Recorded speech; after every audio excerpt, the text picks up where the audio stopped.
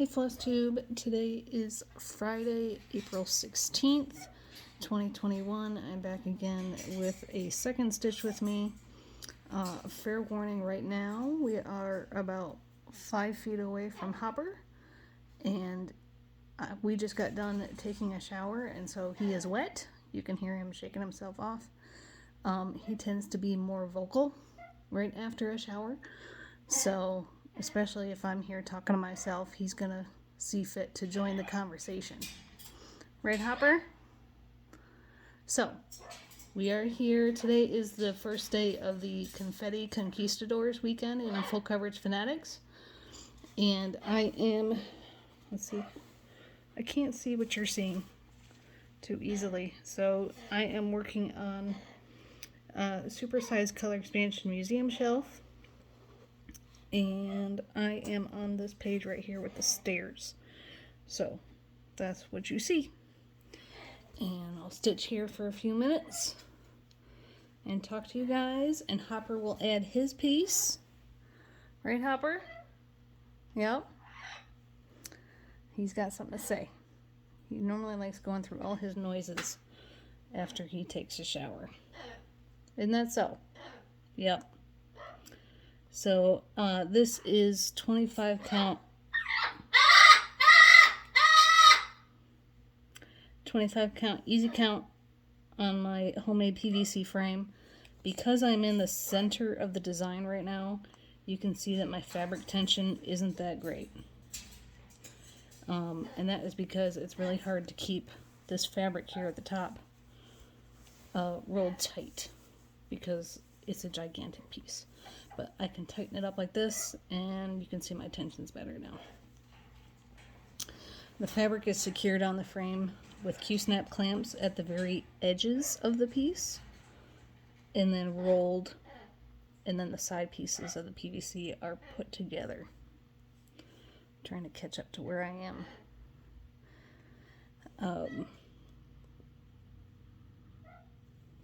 Come on. There we go. Now I can see where I'm at.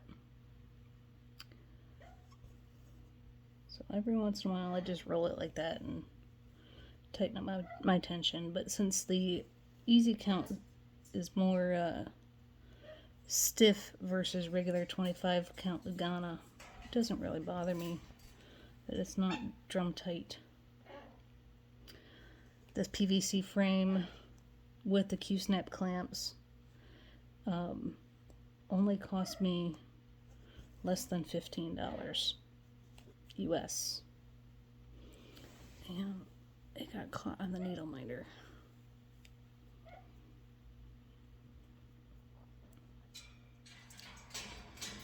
So there's 125 colors in this piece, but this page, even though it's Confetti Conquistadors weekend, so far I'm not at the confetti stage. I'm just doing the bigger colors, building off the black. So right now I'm stitching with 3371 and doing my continental tent stitch.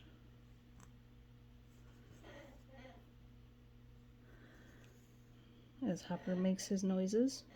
That's a warning noise that he's making, that little growl. That means he sees something outside that he doesn't like. In the wintertime here in North Dakota, we hardly have any birds. Like, he never sees any birds next to this window. That's outside, right next to his cage. But then come the springtime, the robins come back. We see more crows, and some of those Hopper doesn't like because he's not used to seeing them out there. So those little warning growls are what the flock would use to warn each other that there's potential danger. So he's just going through his noises. Right now my frame is stretched across both arms of the chair that I'm sitting on, so it's fully supported by the big arms on the chair. If I'm quiet, he's quiet. If I talk more, he'll make more noises. When my family's here, and if I try to yell across the house to the girls, or if they try to yell to me, Hopper starts yelling. He's shaking himself off all the extra water. When you see a bird shake themselves like that, it's called a rouse. So, and I gotta go to the stair below to get some of those.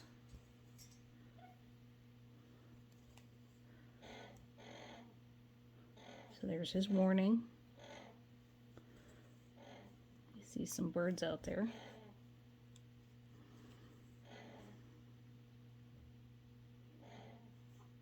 I can hear the robins singing.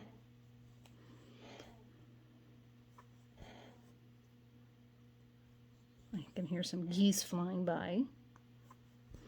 The geese are still migrating back north. We have Canada geese and snow geese passing through the area.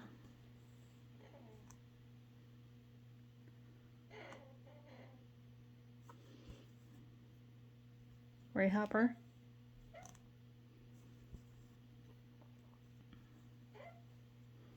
We still have some snow on the ground. Still getting a few stray snowflakes this week. Right now nothing's accumulating. And there's so few flakes coming down. But we still have some snow that hasn't melted from the past few days. I don't mind the snow. The problem is that this winter was so mild, and there were weeks in January we had no snow on the ground. And then we had a couple of nice days last week, and we have snow again. So it's like, why couldn't you have done this in the winter time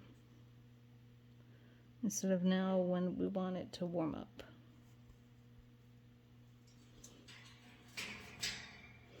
Here he's scrubbing his beak on the cage bars.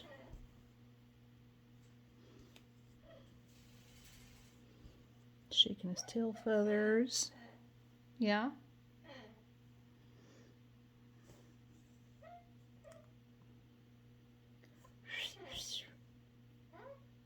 You gonna be a pretty bird when you dry off? I can't whistle. Hopper can whistle. There he goes. He'll be a pretty bird.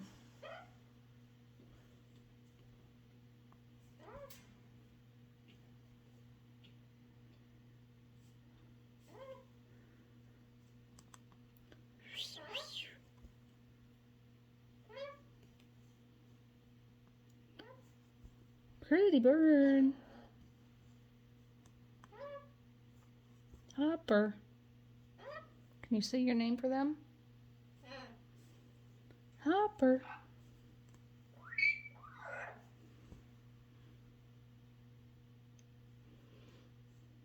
This is a whistle.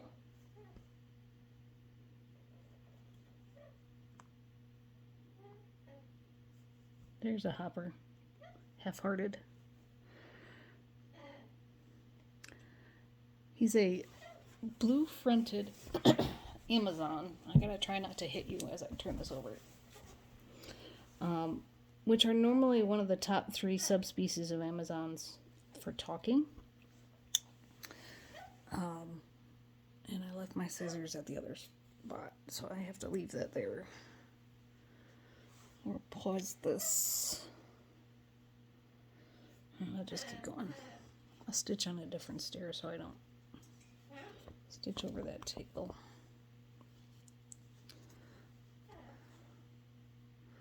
Hopper.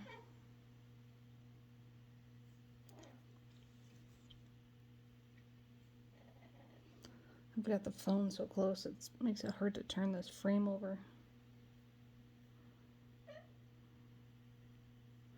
without bumping you. So let's see, where should I stitch? stick this over here. This is a partial length, so I have to tuck it in. I'm just guessing pretty close to where I'm at.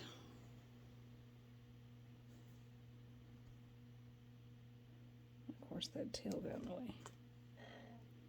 Here we go. Turn this back over without hitting you.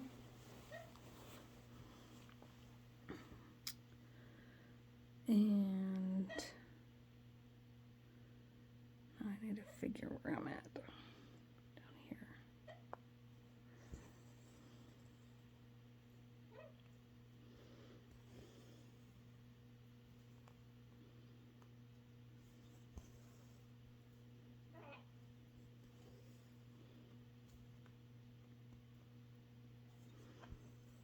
What do you think?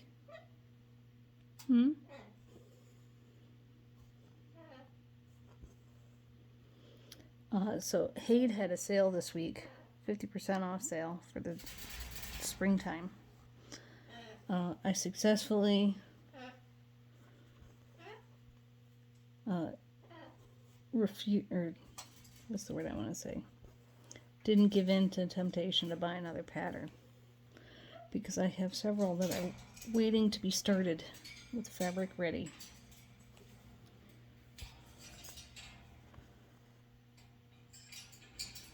So I did not buy anything. But if you bought some patterns, comment and tell me what you bought. I always like to hear what other people bought too.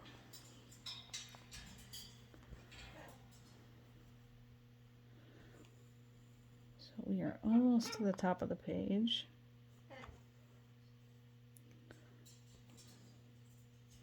Hopper can't figure out where he wants to go. So his cage door is open, and I've got some perches on the outside of his cage near the window with toys also hanging on the outside of his cage. So he tends to come out and socialize with me and look out the window when he's drying off.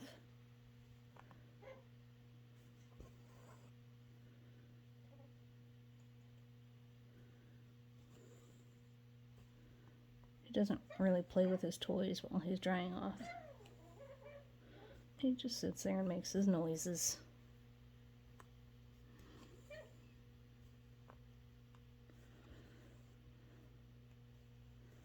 If you want to see anything in particular in my Stitch With Me's, also ask those questions below.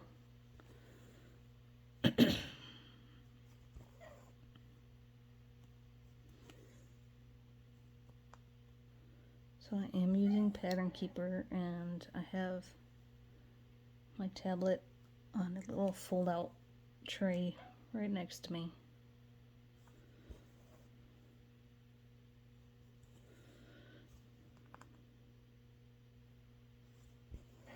And see, my fabric got loose again.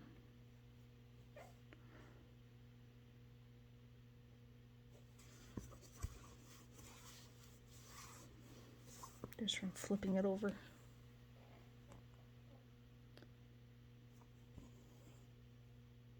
I do have the side tensioners. I should see if I could move them up to the next. You know, the side tensioners are adjustable. I should see if I can move them tighter.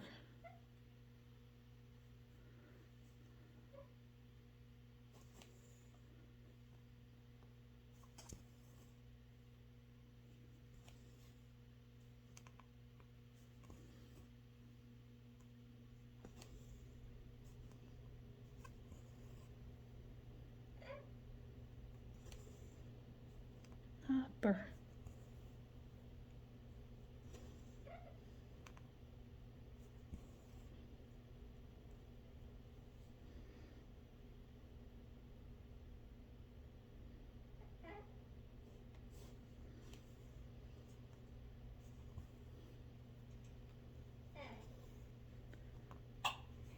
There, that little click that you just heard, that's a radiant oil heater. So it looks like a radiator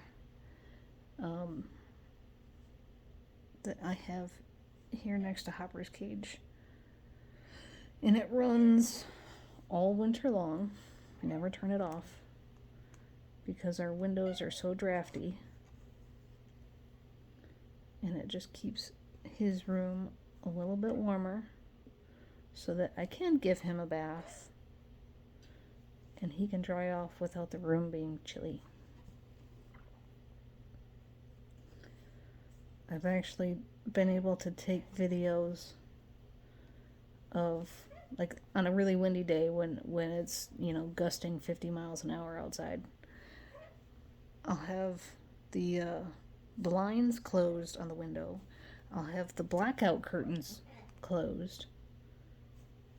And you can see the blackout curtains moving because of all the air that's coming in.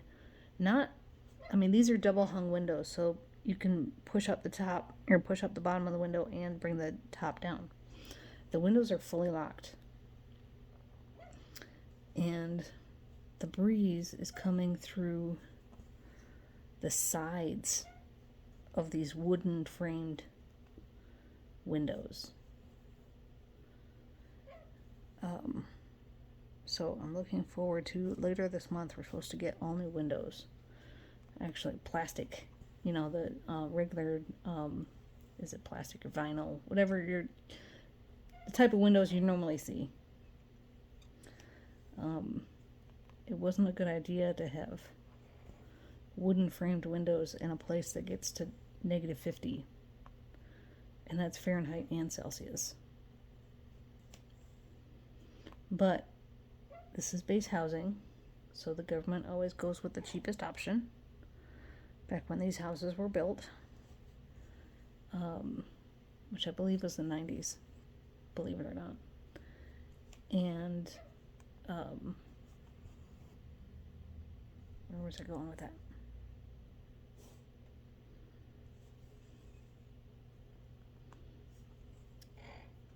Military always goes with the cheapest option.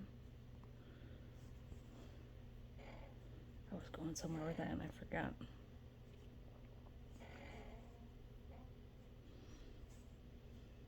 Oh, I don't pay for my utilities here in base housing.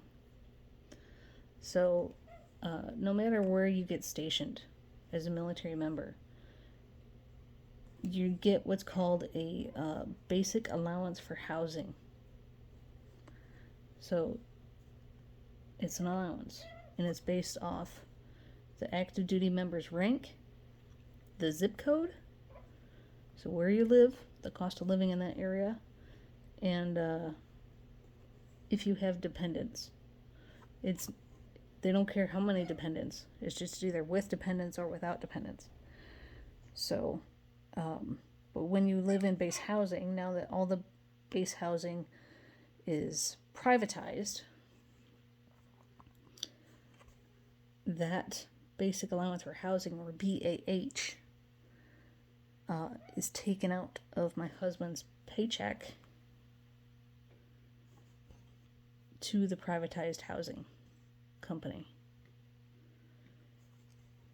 So for us, I believe it's somewhere around $1,700 a month that they get from us to live in this house. The only utilities we pay is for our internet and whatever TV or cable that you want. But we don't pay for water or the gas for the furnace or hot water heater or the stove. So that's good.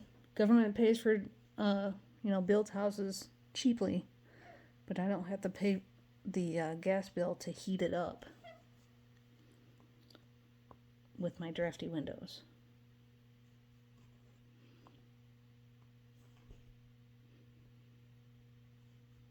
Unless you count that part of that $1,700 is going towards utilities.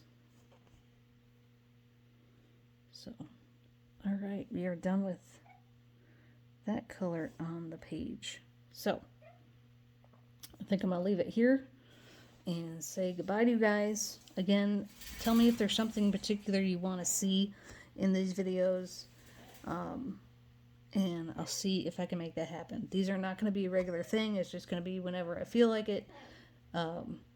So I hope everybody has a good day. Bye, guys.